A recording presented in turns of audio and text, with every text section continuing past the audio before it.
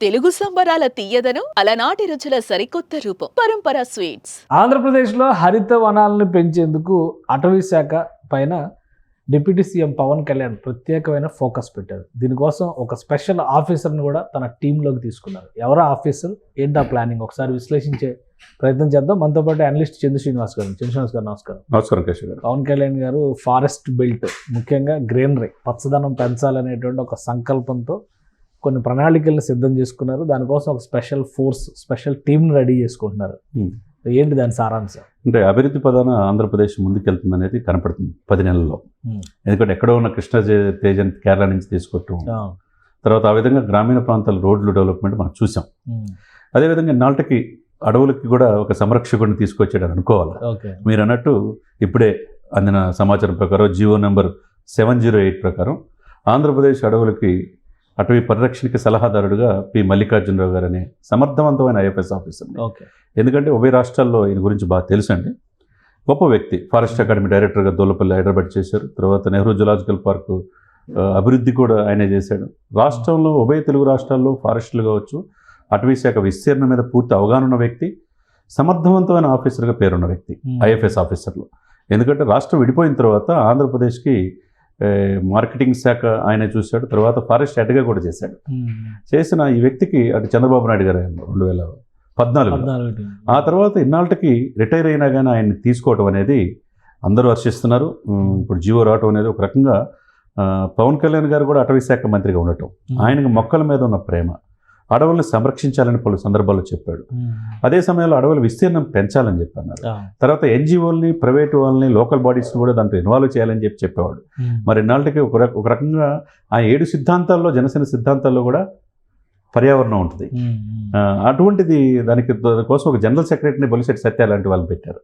ఎప్పుడు పర్యావరణం మీద పూర్తి అవగాహన ఉన్న వ్యక్తి పవన్ కళ్యాణ్ గారు కాబట్టి ఆ శాఖ మంత్రిగా ఒక సమర్థవంతమైన మల్లికార్జునరావు గారిని తీసుకురావడం అనేది 2 సంవత్సరాల పీరియడ్లో. అంటే పవన్ కళ్యాణ్ గారి చాయిసా లేదా ముఖ్యమంత్రి గారి చాయిసా? డెఫినెట్గా అంటే ఇద్దరూ ఉంటుంది. ఎందుకంటే అంతకుముందు చంద్రబాబు నాయుడు గారి హయాంలో ఆంధ్రప్రదేశ్ ఫారెస్ట్ హెడ్గా చేస్తున్నాడు కాబట్టి ఆ హెడ్గా చేసేటంలో కేశవ్ గారు, నేను ఆ రోజుల్లో పేపర్లు చూసేవాడిని. ఆయన కూడా తెలుసు ఆయన గురించి, పనితనం గురించి. అక్కడ గాలి జనార్దన్ రెడ్డి కేసులో ఎంతవరకు అటవీ శాఖ ఆక్రమించుకుందో కూడా ఐడెంటిఫై చేసింది ఈయన. తర్వాత తిరుపతి తిరుమల పవిత్రతను కాపాడి మొక్కలు పెంచింది, అక్కడ వన సంరక్షణగా డెవలప్ చేసింది ఇతనే. తర్వాత జంతువుల్ని సంరక్షించడంలో దిట్ట. ఇవన్నీ ఒక ఎత్తు అయితే రెడ్ శాండిల్స్, తిరుపతి తిరుమల పరమ పవిత్రం ప్లేస్లో రెడ్ శాండిల్స్ని, ఎర్రచందనాన్ని అరికట్టడంలో అసలుకి అంత సమర్థవంతమైన ఆఫీసర్ ఎవరు లేరు అంటే ఉభయ తెలుగు రాష్ట్రాల్లో. అటువంటి వ్యక్తిని గుర్తించి ఆ రోజు చంద్రబాబు నాయుడు గారు ఫారెస్ట్ హెడ్గా చేశారు సీనియారిటీ ప్రకారం. ఆ తర్వాత రిటైర్ అయిన తర్వాత ఇన్నాళ్ళకి ఈ అటవీ సంరక్షకుడు, అటవీ శాఖ మంత్రి ఆయన సమర్థతని చూసి ఐడెంటిఫై చేసి ఇప్పుడు ఈ రోజున ప్రభుత్వంలో తీసుకున్నట్టే. ఈ 2 సంవత్సరాల పదవీ కాలంలో డెఫినెట్గా ఆయనకున్న అనుభవ రీత్యా ఉభయ తెలుగు రాష్ట్రాల్లో ఆయన పనిచేసిన అనుభవం, ఫారెస్ట్ని ఏ విధంగా డెవలప్ చేయాలి, ఫారెస్ట్లో ఉన్న సంపదని రెవెన్యూ మోడల్లో మార్కెట్ ఎలా చేసుకోవాలి. ఎందుకంటే ఇటు మనం చూసాం సార్, మన్యం మీద మనం దృష్టి పెట్టి ట్రాన్స్పోర్ట్ ఫెసిలిటీస్ కల్పించాడు. అటవీ పుత్రులు, గిరిపుత్రులు ఏంటి అక్కడి నుంచి రావటానికి ఇదవుతారు, వాళ్ళు కూడా మనలో భాగమే. అక్కడ ఉండే ఆ మార్కెటింగ్ కనుక తీసుకోగలిగితే అక్కడ పండే అడవుల్లో డెఫినెట్గా వాళ్ళకి జీవనోపాధి కలిగింది. మరి అదొకటి.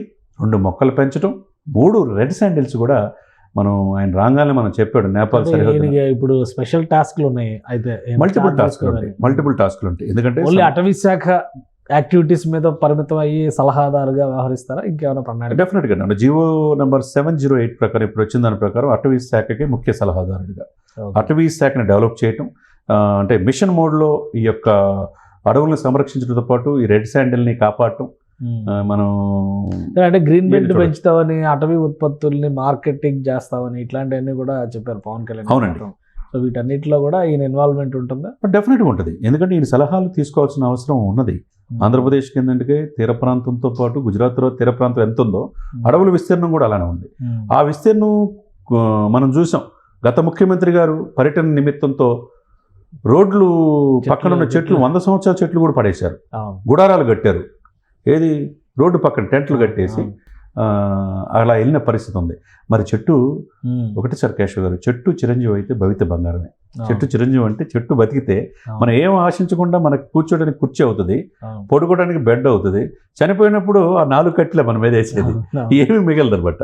ఈ మధ్యకాలంలో చెట్లు మనం రక్షించుకుంటే మంచి ఆక్సిజన్ ఇస్తుంది, మన నెక్స్ట్ జనరేషన్కి మంచి మెరుగైన సమాజం ఇవ్వడానికి అవకాశం ఉంటుంది. మీరన్నట్టు మిషన్ మోడ్లో ఇప్పుడు చీఫ్ సెక్రటరీ విజయానంద్ గారు జీవో రిలీజ్ చేయడం అనేది ఒక సమర్థతకి పెద్దపీట. ఎటువంటి సిఫార్సులకి ఆయన వెళ్ళే వ్యక్తి కాదు. నాకు తెలిసి ఆయన డిపార్ట్మెంట్లో చాలా స్టోరీలు కూడా చదివా మల్లికార్జున గారు. ఆయన క్యారేజ్ ఆయన తీసుకొచ్చుకుంటాడు. డిపార్ట్మెంట్లో అంత సమర్థవంతమైన ఆఫీసర్ పేరు ఉంది. రిటైర్ అయినా కానీ 2 సంవత్సరాలకి ఆయన కావాలని ఇప్పుడు ఏరి కోరుకుని తెచ్చుకున్నట్టు ఉందట చంద్రబాబు నాయుడు గారు. అటవీ శాఖకి, అడవులకి, పచ్చదనం, పరిశుభ్రతకి మంచి రోజులు వచ్చినాయి. 100% మంచి రోజులు వచ్చారు కేశవ్ గారు. ఇటువంటి సమర్థవంతమైన ఆఫీసర్ తీసుకోవడం వల్ల ఈ కూటమి మీద అటు బీజేపీ కావచ్చు, జనసేన కావచ్చు, టీడీపీ కావచ్చు ఒక మంచి పేరు ప్రతిష్టలు ఉంటాయి. ఎందుకంటే ఈయన ఇదే కాకుండా దేశవ్యాప్తంగా అనేక ఈ అటవీ సంరక్షణలో అడ్వైజర్గా కూడా ఉన్నాడు. అటువంటి సమర్థతకు పేరున్న వ్యక్తిని ఇన్ని సంవత్సరాల తర్వాత రిటైర్ అయిన తర్వాత ఆంధ్రప్రదేశ్ అభివృద్ధికి అటవీ శాఖకి సంబంధించిన సలహాదారుగా తీసుకోవటం అనేది ఒక గుడ్ మూవ్, ఒక మంచి ప్రయత్నంగా మనం చూడాలి. థ్యాంక్ యూ చంద్ర శ్రీనివాస్ గారు. ఇది అటవీ శాఖకి సంబంధించి ఒక సమగ్ర ప్రణాళికతో ఆంధ్రప్రదేశ్ ప్రభుత్వం ముందడుగు వేస్తుంది. ఈ క్రమంలోనే సలహాదారుగా మల్లికార్జునరావు గారి నియామకం జరిగింది. రాబోయేటువంటి రోజుల్లో వన సంరక్షణతో పాటు వన్యప్రాంత విస్తీర్ణం పెరగడం అనేది ఒక ప్రధానమైనటువంటి టార్గెట్గా ఏపీ సర్కార్ కొన్ని ప్రణాళికలను అమలు చేస్తుంది. అందులో ఆయన కీలక పాత్ర పోషించే అవకాశం ఉందని చంద్ర శ్రీనివాస్ గారు విశ్లేషిస్తున్నారు. ఇది special discussion. Keep watching. Suman టీవీలో మీ పర్సనల్ అండ్ బిజినెస్ ప్రమోషన్స్ కోసం కింది నెంబర్కి కాంటాక్ట్ చేయండి.